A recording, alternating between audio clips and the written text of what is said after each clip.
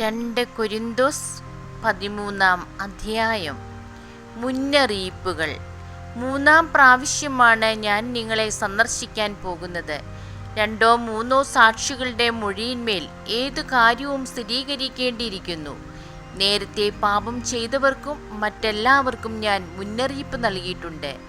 എൻ്റെ 2-ാം സന്ദർശന വേളയിൽ ഞാൻ ചെയ്തതുപോലെ ഇപ്പോൾ എൻ്റെ അസാന്നിധ്യത്തിലും അവർക്ക് ഞാൻ താക്കീത് നൽകുന്നു.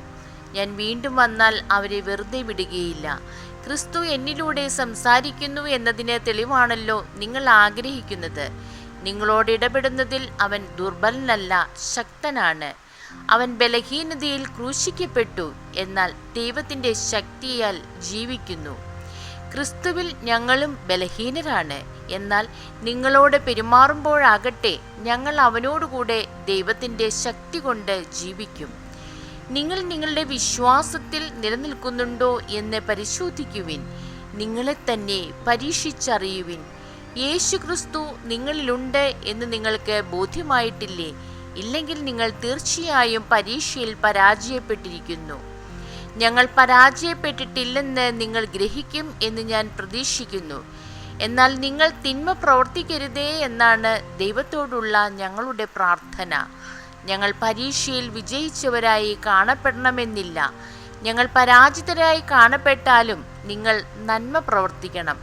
സത്യത്തിന് വേണ്ടിയല്ലാതെ സത്യത്തിനെതിരായി ഒന്നും ചെയ്യുക ഞങ്ങൾക്ക് സാധ്യമല്ല. ഞങ്ങൾ ബലഹീനരും നിങ്ങൾ ബലവാന്മാരും ആയിരിക്കുമ്പോൾ ഞങ്ങൾ സന്തോഷിക്കുന്നു. നിങ്ങളുടെ പുനരുദ്ധാരണത്തിന് വേണ്ടിയാണ് ഞങ്ങൾ പ്രാർത്ഥിക്കുന്നത്. ഞാൻ വരുമ്പോൾ കാർക്കശ്യത്തോടെ അധികാരം പ്രയോഗിക്കാതിരിക്കേണ്ടതിന് നിങ്ങളിൽ നിന്ന് അകലെയായിരിക്കുമ്പോൾ ഇതെഴുതുന്നു.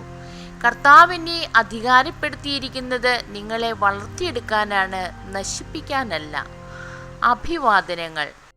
അവസാനമായി സഹോദരരെ, സന്തോഷിക്കുവിൻ, നിങ്ങളെ തന്നെ നവീകരിക്കുവിൻ, എൻ്റെ ആഹ്വാനം സ്വീകരിക്കുവിൻ, ഏകമനസ്കരായിരിക്കുവിൻ, സമാധാനത്തിൽ ജീവിക്കുവിൻ.